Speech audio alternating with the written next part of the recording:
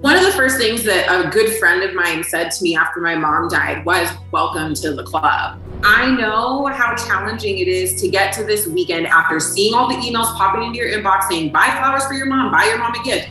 I can't do that, and a lot of other people can't do that.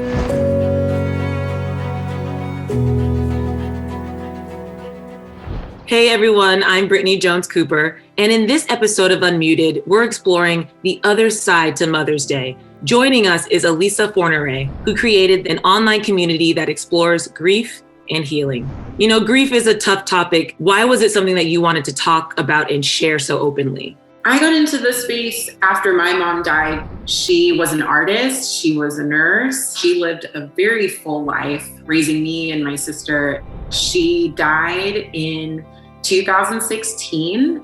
When I was looking for resources, I really wanted something that resonated with the experience that I was having, which was very different from doves and rainbows and recovery. It was anger, it was confusion. When your parent or your caregiver, someone close to you dies, and you meet someone else who's had that same experience, there's things you don't have to explain to those people. And so creating sort of a centralized location for people who have those experiences, want to gather and sort of all be in that middle ground together, that's why I've been doing the work that I've been doing around mother loss.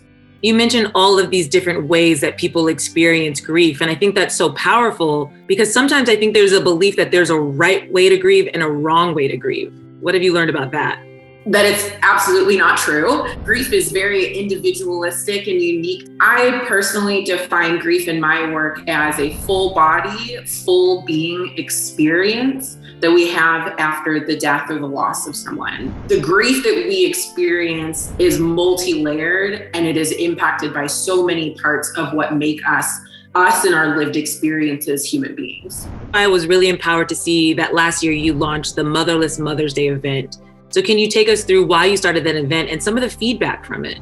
The point of the event was just to all gather in a space where we would not have to deal with people talking to us about Mother's Day on Mother's Day, and also where we could be taken care of and validated in the fact that that day is hard. Last year, we did 33 events in 3 days. This year, I'm expanding it from Mother's Day weekend all the way to Father's Day weekend. This event will include people who are grieving the loss of any caregiver. The figures in our life that serve those purposes of caregivers and guardians take many shapes and forms. So we're just opening it up to anyone who needs support this year.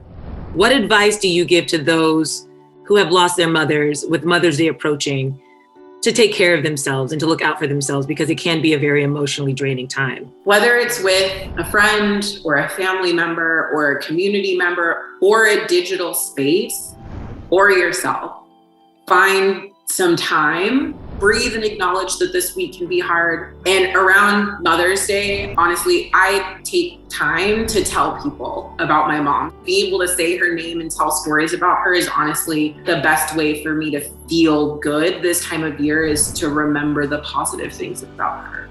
You bring so much light that I can just imagine the influence that she had on you and continues to have on you. I appreciate you creating this space for healing for people and for joining us today. Thank you so much. Thank you.